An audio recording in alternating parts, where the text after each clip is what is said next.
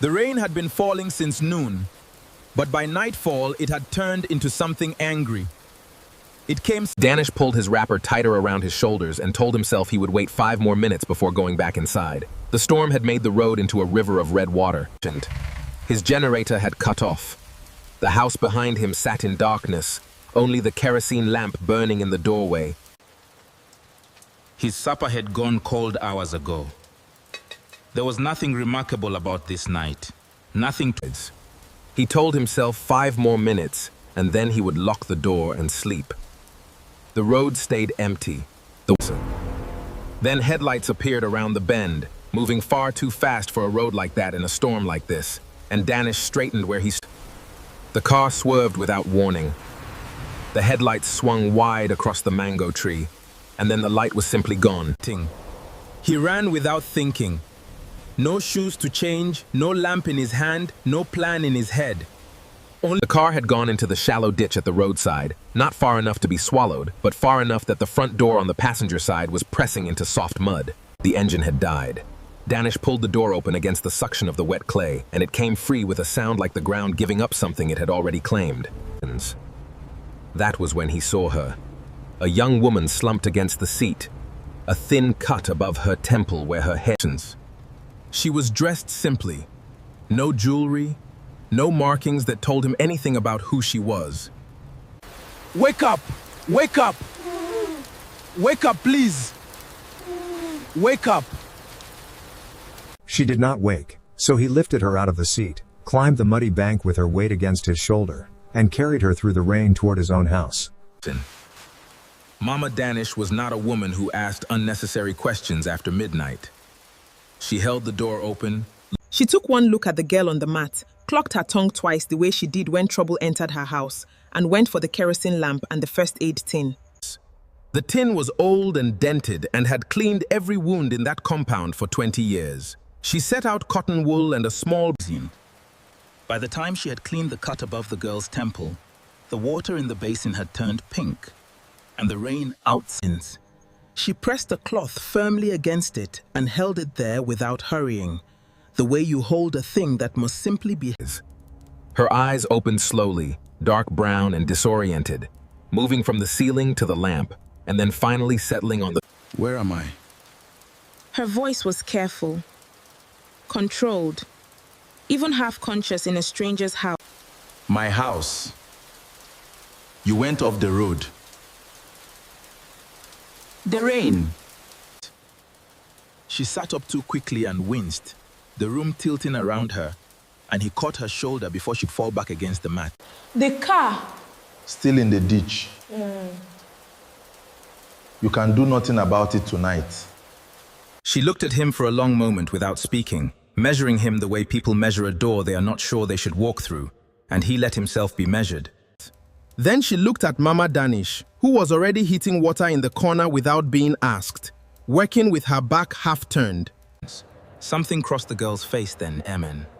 Not quite relief, not quite fear's edges. Danish would spend many... I am Zoya, nothing else. Danish. Rest. She did not rest easily. He could hear her turning on the mat he had laid out for her, over and over. Twice he rose in the night to check on her. The first time she was breathing evenly and he went back to his own mat without it. The second time, she was sitting upright in the dark with her hands folded in her lap, staring at the wall the way people... Whatever she was working out in that dark room, it had nothing to do with the ditch or the rain or the cut above her temple.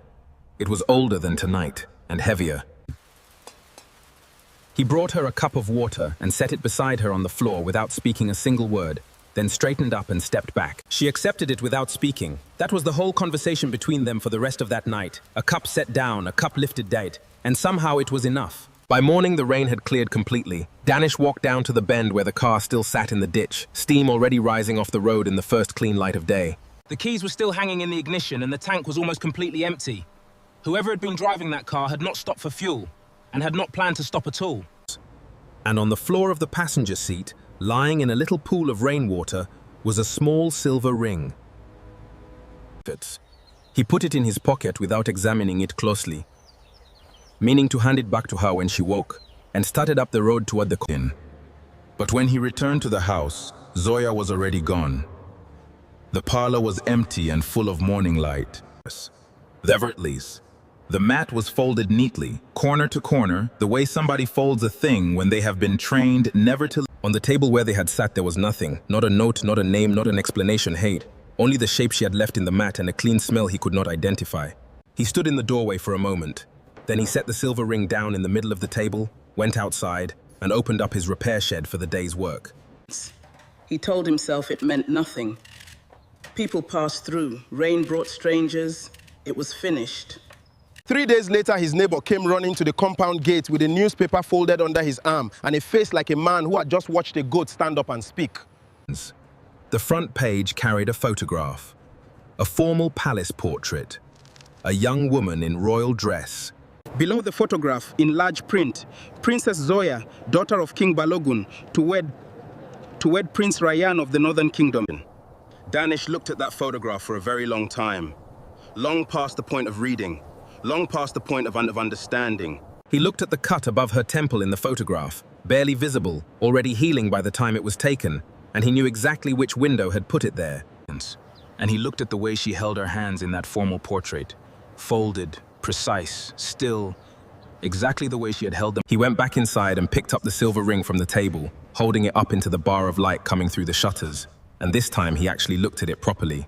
Thought it was something ordinary. Now he saw the small inscription on the inner band. 3 letters in a script he did not know, worn almost smooth with age. Old. Not a decoration. Not something bought in a market stall. Something with weight behind it. Mama Danish appeared in the doorway behind him with a bowl of yam on her hip. "Leave it alone," she said quietly. "She left it here." People leave things behind when they are running from something. Yeah. That does not mean they want to be followed by anybody. Yeah. It took him 2 weeks to find the opening.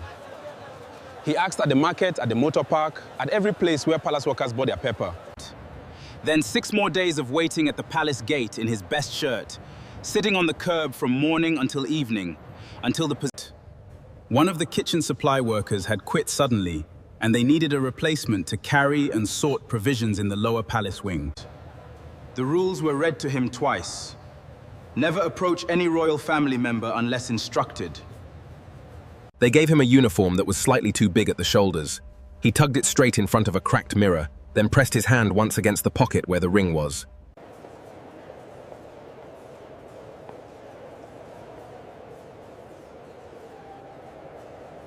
They took him to his station in the lower wing and left him there among the rice sacks and the onion crates, with one staircase in the corner that he was forbidden to climb. Danish carried crates. He learned the weight of every sack in that store and the fastest way to move it, and he did the work like a man who had never considered work shameful. He sorted vegetables in the back kitchen, separating what was fresh from what would spoil by evening, working with the focused, unhurried competence. He learned which doors were kept locked and which ones merely looked locked. He learned the names of the other workers. 11 days passed. 11 days of crates and corridors and vegetables, and not once in all of that time. Then on the 12th day he heard her voice, and he almost dropped the tray he was carrying. The glasses slid to the edge and he caught them without once looking down. She was around the corner speaking to a palace-maid Fedge. Warm, low, more relaxed than it had been in his house. Danish set the tray down on a shelf and stood very still. He was not supposed to be on this corridor. A delivery had come to the wrong receiving point, and a guard had redirected him, then walked away before finishing the direction.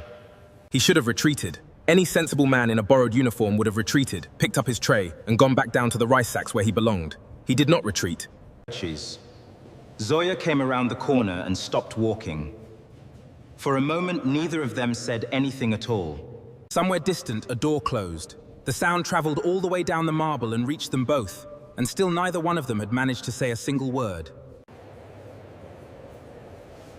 The ring. "You left it." She looked at the ring. Then she looked at him. Then she looked at the uniform he was wearing, and something moved behind her. "Why are you here?"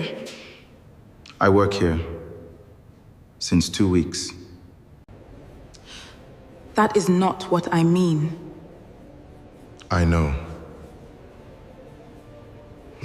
Amaka, the palace maid, stood 2 steps behind her with the expression of somebody who wanted very much to be somewhere else.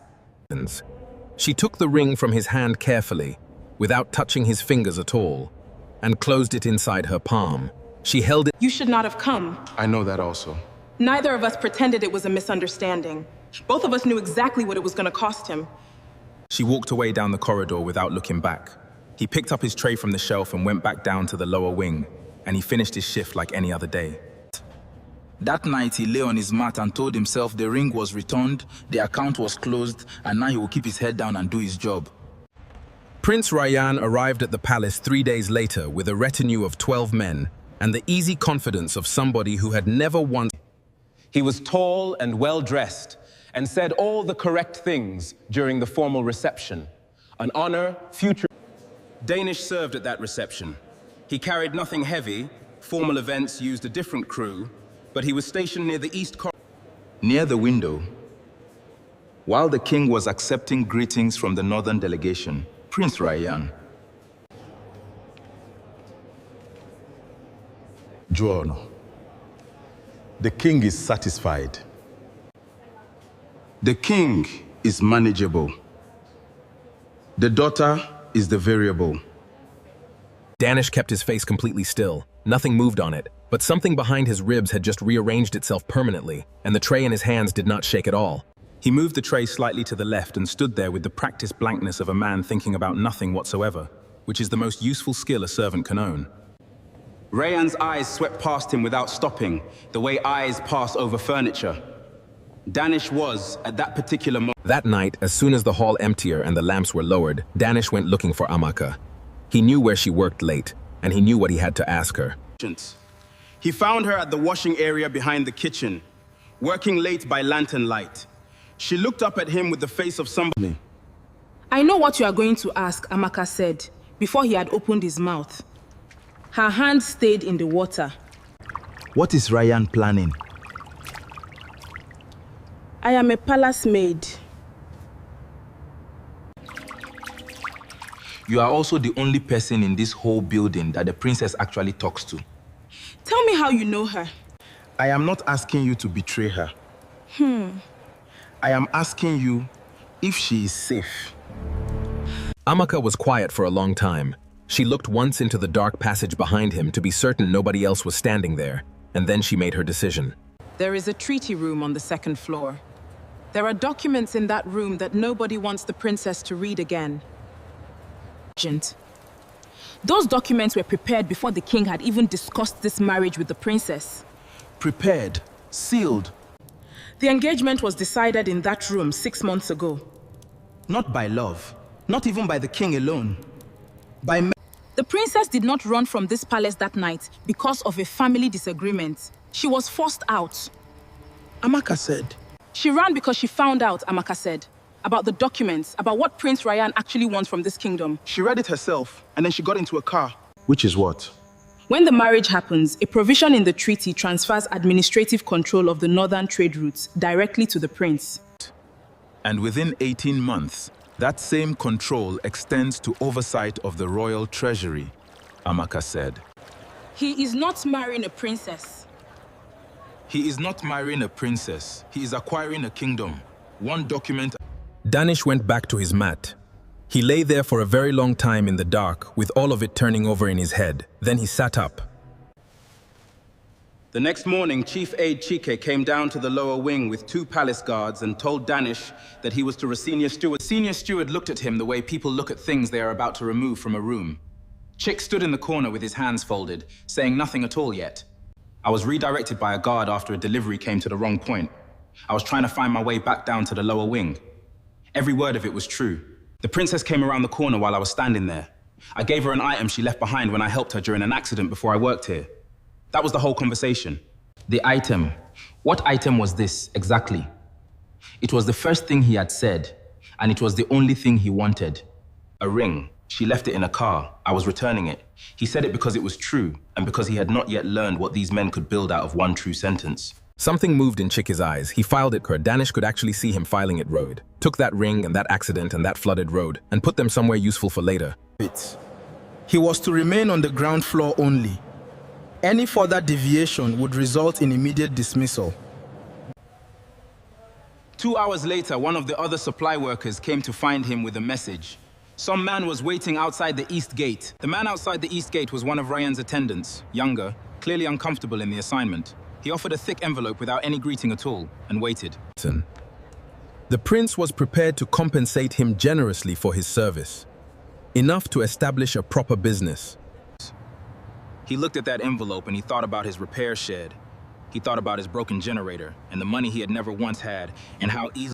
And then he thought about Mama Danish saying that people leave things behind when they are running from something, and about a woman who had washed a cup in the dark and asked him for nothing. He walked back inside. Behind him, the envelope stayed in a stranger's hand in the sunlight, and by evening... The dismissal came 4 days later. Not an envelope this time, but a formal notice citing conduct inconsistent with... They gave him 30 minutes to collect his things. He used 10 of them to pack a bag that had never held very much, and then he stopped and looked at the clock on the wall. He used the other 20, writing down everything he knew on a single folded page. The conversation at the window. He gave the folded page to Benson with strict instructions. Get it to Amaka at the washing area.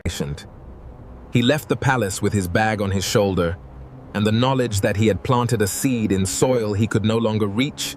Mama Danish was standing at the gate of their compound when he arrived home in the evening light. She looked at his bag, then at his face. Mama Danish sat down on the bench by the gate and was quiet for a long while. When she was gathering something important to... Your father, before he died, used to say that a man who does the right thing in silence is still a man who did the right thing. He also used to say that doing the right thing in silence when noise was required was just cowardice. Make noise. 2 words. She said nothing else after that, and she did not need to, because her son was already standing differently than he had been a moment before.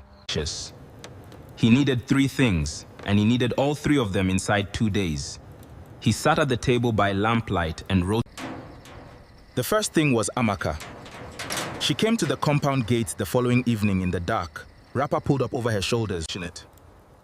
She had the page he had sent through Benson, folded small and carried inside her wrapper. She pressed it back into his hand. The third provision, Treasury oversight. Chief Chick left the treaty room unlocked. She also had something else, Ting. She had been holding it for weeks, she said, because she did not know who in that building she could safely give it to. The second thing he needed was a witness.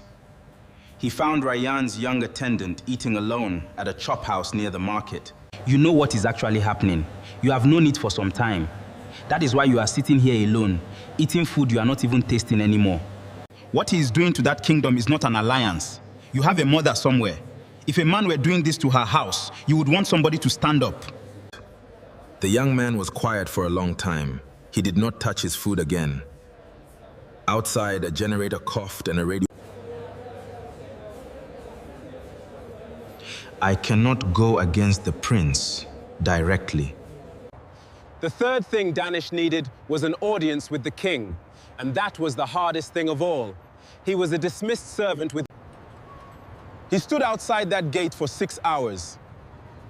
The guards turned him away twice.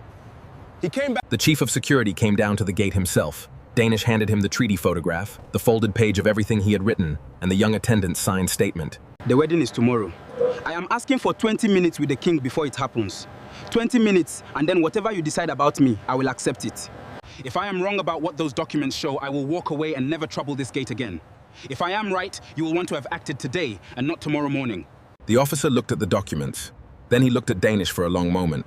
Wait here, he said, and took everything inside, and the gate closed again behind him. He sat on the step and waited. The guards watched him the whole time without saying anything at all. Then the gate opened. Not a side door, not a window, not a message passed through iron bars. They took him not to the throne room, but to a small, plain room at the back that smelled of paper and old wood. King Balogun sat behind the table, in simple dress, no crown anywhere on him, hands resting flat on. Across the table, already present and already pale, sat Chief Aide Chike, with the face of a man who understood exactly. Danish sat down and did not waste any words. He laid out the documents one at a time, squaring against the table. It was drafted October 14, 1999. And he described what Amaka had seen inside the treaty room. When Danish finished speaking, there was a long silence in that room. Nobody filled it. Chief Chike, the king said finally, in the quiet way that kings speak when they are at their most dangerous. Chike opened his mouth. Then he closed it again without a single sound coming out of it. Whatever explanation he had rehearsed for years had finally run out in front of him. I would think very carefully before choosing this particular moment to add another dishonesty to the account. I would not do it. I hear you, Chief. I understand. The prince was to receive treasury access within 18 months. It was framed as administrative efficiency. I was told that you had reviewed the full provision yourself and that everything in it had already been explained and accepted. I reviewed a summary, which you prepared. Oh. Chike said nothing at all after that, because there was nothing left anywhere in that room for him to say. The king stood. He was not a tall man, but in that moment he seemed to occupy the entire room. He looked at Danish for a moment, Vive, directly, the way very few people had ever looked at him here, as though trying to... You were dismissed from service here. Yes. And before that, you were offered a substantial payment to walk away quietly. Yes. And instead of taking it, the king said, you went and found a lawyer. There was a very shift in his expression. I found 3 people who already knew the truth, Danish said. I only organized what was already there. My daughter ran from this palace the night she found out. She has not told me this, not directly, but I am her father. I have been watching her. That pause. She did not want to believe her own father could be deceived. She was trying to find another explanation. Prince Rayyan was escorted from the palace that evening, quietly, without any ceremony at all, which was its own. Chief Chike was suspended pending investigation. The treaty provisions were reviewed line by line, and the problematic clause. None of it appeared in a newspaper. Royal houses prefer their corrections administrative. Danish was in the compound behind his repair shed, truing a neighbor's bicycle wheel with the same focused attention he gave to every single thing that needed fixing when somebody arrived at his gate. Amaka had come on behalf of no one, she said quickly, twice, as though it mattered. She had simply been asked to deliver a Print it. The princess would like to speak with you. Not in the palace. Outside. Outside. At the place. Danish set down his tools. He wiped his hands, looked once at the unfinished wheel, and left it exactly where it was. She was standing at the edge of the road when he arrived, at the exact bend where the ditch had been. Neither did he. They stood a few feet apart on the wet road without speaking. You should not have done. You should not have done what you did. You could have gone. You could have taken the money.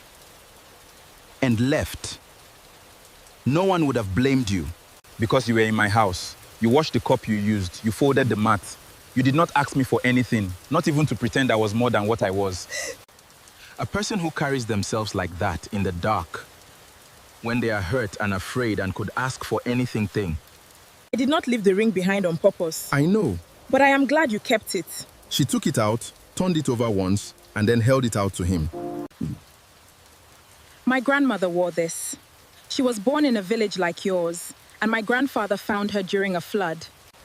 I am asking for a beginning, an honest one, at a pace that makes sense. Walk with me. Just that for now.